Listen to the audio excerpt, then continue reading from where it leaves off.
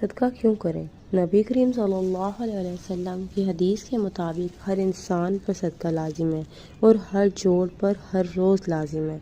ہمیں معلوم ہے کہ ہم میں سے ہر ایک ہر وقت صدقہ دینے کی حالت میں نہیں ہوتا، تو آج ہم جانتے ہیں صدقہ کن کن طریقوں سے کیا جا سکتا ہے۔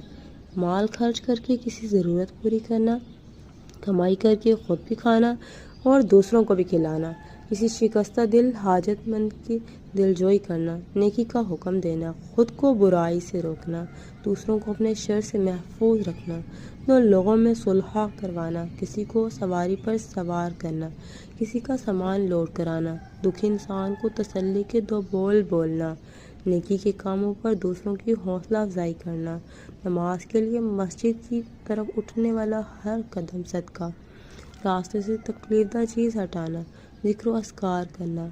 یہاں یہ بات واضح رہے، جس طرح مال کا صدقہ بڑھتا ہے اسی طرح اعمال کا صدقہ بھی بڑھتا ہے۔ آپ کا روٹین ورک بھی صدقہ بن سکتا ہے جب آپ اس میں دو چیزیں شامل کر لیں۔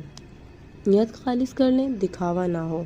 اسلام دین فطرت ہے، اس میں کوئی شخص بھی نیکی سے محروم نہیں رہ سکتا۔ اسلام میں بیکاری، فراغت اور سستی کی مذمت کی گئی ہے، تو آئیں آج ہی سے صدقہ دینے کی شروعات کریں۔ اور سب سے زیادہ مستحقین وہ لوگ ہیں جو آپ کے قریب ہیں، تو لازمی صدقہ دیجیے۔